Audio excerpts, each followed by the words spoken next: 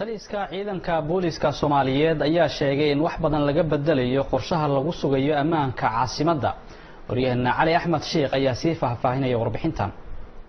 Isaga oo warbaahinta kula hadlayay xarunta tababarka ciidanka booliska ee General Kaahiye, taliyaha ku meel gaarka ah ee ciidanka booliska Soomaaliya General Mukhtaar Xuseen Afrax ayuu sheegay in sugidda ammaanka magaalada Muqdisho wax laga bedelayo. General Mukhtaar Afrax ayaa waxa uu sheegay in ciidanka booliska ay la imaanayaan qorshayaal cusub si kor loogu qaado ammaanka magaalada. Shacabka ayuu ka codsaday inay gacan siiyaan booliska, taasna wax kasta ay ka hortagi karaan. Waxa uu sheegay in looga baahan yahay ciidanka booliska inay ka shaqeeyaan isdhexgalka bulshada.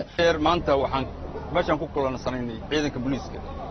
Arrimaha aan ka hadlaynay waxay ahaayeen nabadgelyo si loo xoojin lahaa, waxay ahaayeen shacabka Soomaaliyeed sidii loo kasban lahaa ay nolol shaqeyn lahaayeen.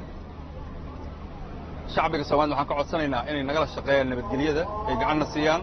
annagana waxaan diyaar u nahay inaan dad ayagu nugul ahaano, inaan naxariis badan nagala kulmaan, inaan taladooda ku shaqeyno, inaan taladooda u taagan qaadanno si dalkan uu noqdo dal nabad ah oo aan uga baxno dhibaatada iyo amni darrada. ma keeni karna keligeen haddii shacbigu nala shaqeynin. shacbigana haddii annaga kalsooni naga helin ma shaqey karaan. marka ciidanka booliska Soomaaliyeed waxaan kula dardaarmaa ku adkaynaa inay shacbiga Soomaaliyeed si naxariis leh ula dhaqmaan, dhimir leh, deganaansho leh, dulqaad leh, loo naxariisto, gacan siin fiican la siiyo. waajibaadka booliska inta oo faraa ay tahay in nafta iyo maalka muwaadinka la badbaadiyane ciidanka booliska waa inay gutaan. taliyaha ku meel gaarka ah ciidanka booliska Soomaaliya General Mukhtaar Xuseen Afrax ayaa waxa uu sheegay inay samayn doonaan sanaadiiq ay dadka ku ridaan fikradahooda iyo qaabka horumarinta ammaanka ay uga qayb qaadan karaan intaba.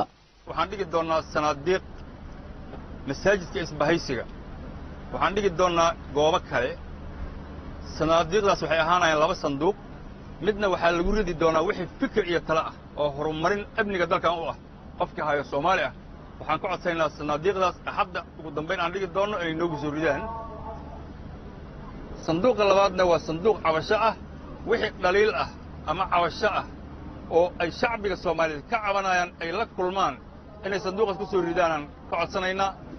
waxaana ballan qaadaa inaan tallaabo ka qaadno wax kasta oo cabasho ah oo meeshaas aan kala kulanno aan xallinno.